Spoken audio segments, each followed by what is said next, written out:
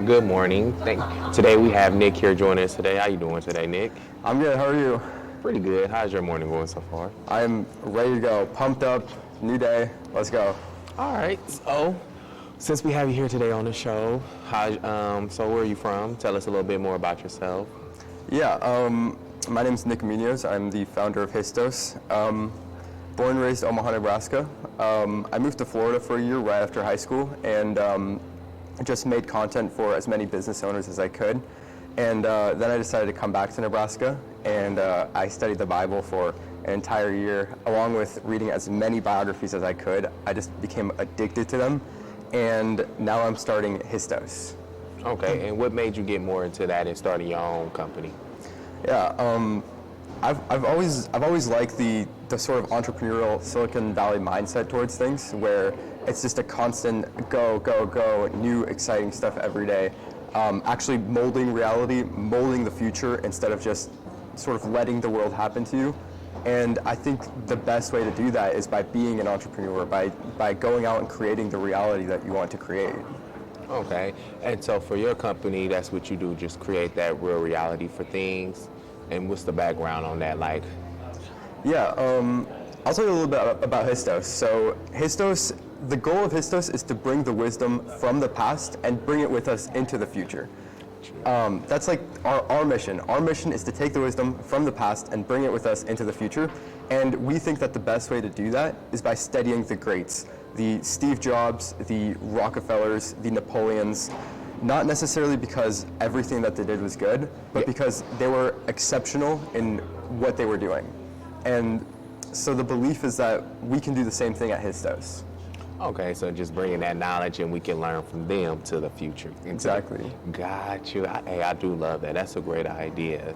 And how long have you been doing this for? I started Histos 4 months ago, I think. Okay. So it's a very new company, it's a startup, and yeah.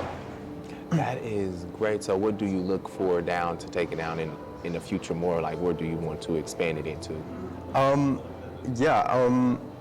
not really I sort of think of things only in the day-to-day, and then I think of things in the long term as well. So what I want for Histos to be in the long term is just essentially a media company to help the greats become the greats.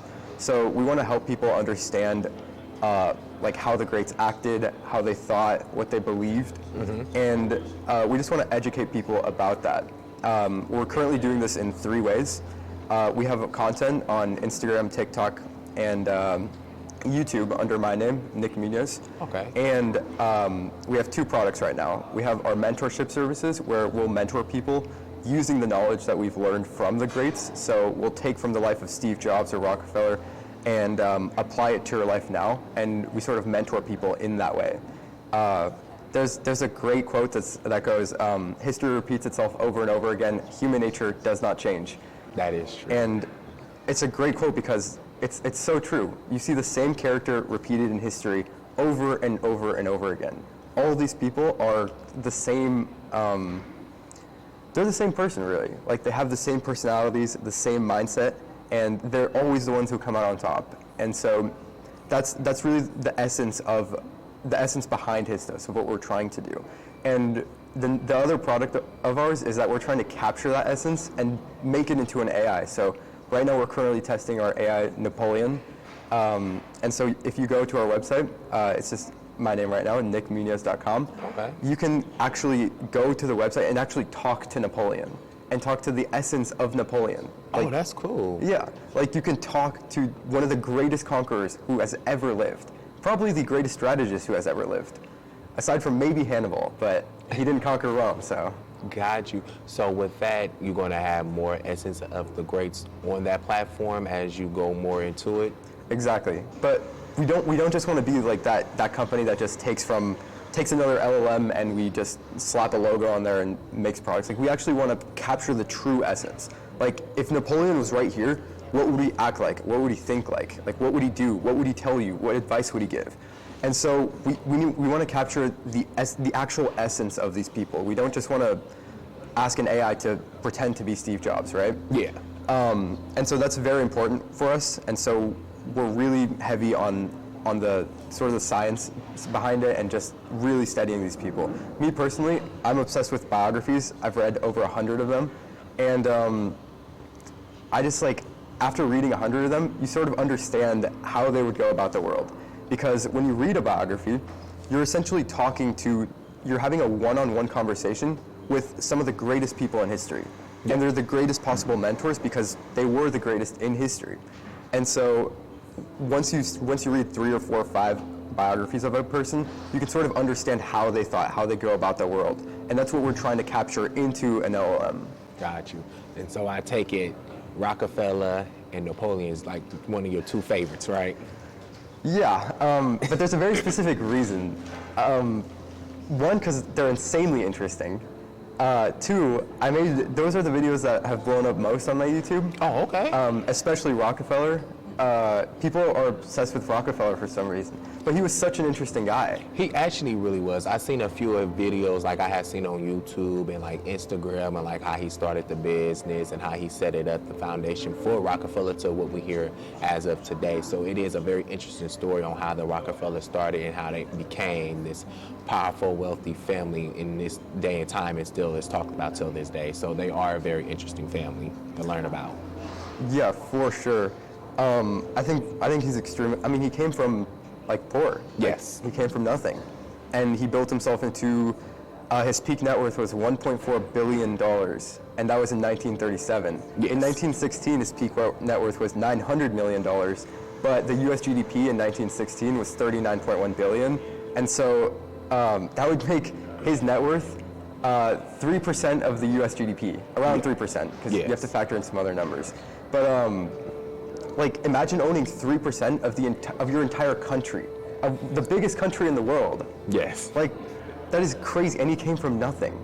Yes. Like, that's the sort of story we're trying to tell. That's the story we're trying to inspire in people, and I think Rockefeller is a really good example of that, because there's this one book of him called The 38 Letters that he sent to his son, and there are 38 letters that he sent to his son throughout his life. And in the letters, he talks about how you have to forge your character, you have to go through hardship and transform yourself. And Rockefeller viewed work as a sort of religious thing. Every time he was at work, he felt pain, and it was transformative for him. He was transforming himself through work, and so he worked really, really hard. But I think that's something that, like, we've lost. Like, we don't have the spiritual sense of what work can do for us, of how it can transform us and strengthen us and build our character. And so I think Rockefeller is the best example for that specific lesson.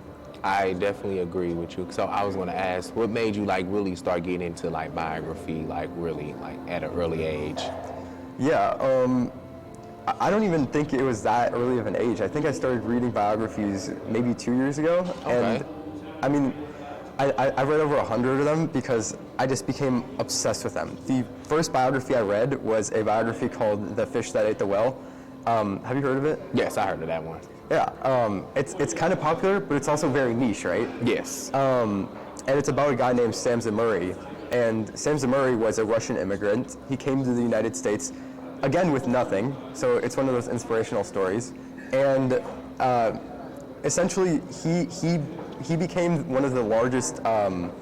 He was like the fish that ate the whale. So he started a small banana company where he would sell bananas because he saw a gap in the market. He could move the bananas quicker. And he eventually conquered that entire market, the whole fruit industry. And there are so many lessons in that story that get repeated over and over again. And so I took so much inspiration from him and what he did. And then the second biography I read, I noticed these patterns repeating over and over again. Yeah. And so the more you read, the more you internalize these patterns and the more you actually act them out in your life. And that's what biographies were able to do for me. And that's what I think Histos is going to be able to do for other people. Okay, no, I actually really love that, especially what you're building on with your company. That does inspire a lot of people, because when you do read a lot of those biographies, it does give you an insight on how they started and where they was going, and it does motivate you to be like, hey, if they came for something, I can do the same thing and build something on down the line in the future. So that's a very inspirational thing, and to have something like that with a media company that can inspire another generation to see what the greats have done before them, to have them motivated to create something like that. So I really love that idea, though, seriously. Yeah, I mean, that's exactly what, right what you said right there. It's a big problem right now where we have the wrong idols. Like, we're looking up to the wrong people. And, you know, it doesn't seem like it's gonna impact humanity a lot. Yeah. But when humanity idolizes the wrong type of person, that spreads over the long term. Yeah. There's a big problem with society right now where we can't see past our life cycle. But when you study history deeply, you see that there are patterns that happen over multiple life cycles. And so when we study those patterns, we can really actually plan for a brighter future. And I think that a lot of people are missing that. Yeah. The studying of history is so important, and we're just doing it wrong. And so Histos is going to make a lot of changes there too. See, I do love that, especially too, because history is part of our history that we need to learn something about. So it's like when people don't know history, they don't know what they're learning. They just they get lost in the sauce, as they say. So I think that's really, really great to have something like that, so it can teach them and it can help them learn something about what happened in the past and what they can bring in the future and what they can try to change and be motivated about what they can build. And I feel like in this time too, in this day and age, it's a little bit more easier to build the wealth, especially with the tools and things that we have now, especially with technology. And then when you look at it back then with Napoleon and the Rockefellers and all of them, they didn't really have the technology, but somehow in some way they was motivated to create something dynamic that lived on through years to create their wealth, and people wanted to follow their blueprint. So I think that's very great. Yeah. Yeah, I mean, if you think about it, the blueprint has stayed the same for thousands of years. Most of what I say goes back to that one quote where human nature does not change, so history repeats itself over and over again. Hannibal used this strategy called the double envelopment, where Hannibal beat the Romans, right? And the Romans, their strategy was to form themselves into this giant block and just completely storm the center of the line. Yeah. So what Hannibal would do to beat the Romans for many of his battles actually is to put his weakest troops in the center of the line and put his strongest troops on the outside of the line. And he also had one of the strongest cavalries in the world, so he would send his cavalry going around the back, and then what he would do is he would let the Romans push in against the weaker soldiers and then slowly envelop them using his cavalry in the back, right, to cut off their escape. And this double envelopment has repeated over and over again throughout history. Napoleon has used it. It's used in modern day right now too, just in a psychological way. Like when you think of a free trial, the free trial is a double envelopment, because the psychology is that you think you're winning, like you get something for free, and then as soon as your free trial inspires, you're trapped in that double envelopment. And the psychology behind Hannibal's tactics are still applied today. And so that blueprint is, I think it's something that's not taught enough, and we're not aware enough of it. So we're not only to actually use it, but not to fall prey to it, right? Yeah. So yeah, I think that blueprint's really important. Okay. And so with that being said, like, how do you want your media company, like what you're building, how do you want people to view it going forward? Yeah, the media specifically is just, I'm building a business that's attuned to me. So everything is like, there's a quote that says that the company is an extension of the founder. It's like a creative output, right? Yes. And I just want it to be like an extension of me, the media. And I'm obsessed with biographies, and I want to tell their stories and the lessons that they've taught and the wisdom that they've gained. And I think if that's like the core, I think that's what I want the media to put out there. As for myself, I have like so many plans. I look up to the greats. I aspire to be like them, and I have my own goals that I want to do as well. So with that being said, who was your inspiration and who inspired you? Oh man, there's so many. Maybe top 5. Top 5? All right, I would say Steve Jobs for sure. He's very great. Walt Disney, I think, and Napoleon. I think those would be my top 3. I think I value different things about each of them, right? Yeah. Steve Jobs had this way of looking at nature and applying principles in nature to his business. And so his business felt natural to us because he was able to take things from nature and apply it to his business. And he actually got a lot of this philosophy from Leonardo da Vinci, who was also, all he did was look at nature, and he was just so observant that he could observe nature and then come up with these like mechanical formulations that made him Da Vinci. And that was expressed in an artistic way in his art as well. Yeah. And so Steve Jobs, I think, was very similar, where he could take from nature, apply it to his business, and do it in a way that's beautiful and artistic. And I think that's extremely valuable. Walt Disney, because Walt Disney was like the purest form of an artist. He always expected perfection. He wouldn't settle for anything less until he ran out of money. And he spent all his money. He was broke for a lot of his life just because he would always spend everything and put it back into the craft and the art. And to be so obsessed about something, I think, is something that few people have, but those are the people I really admire. To be so over the line, completely obsessed with something that you forget to eat, that you forget to sleep, that you're just so focused on this thing and creating this thing. The act of creation is super important to me. And Napoleon, because he's Napoleon. Everyone since Napoleon has studied Napoleon. And he was just one of the most genius organizational strategists that I've ever seen, one of the best military strategists that I've ever seen, psychological strategist, everything except for maybe what happened with Josephine.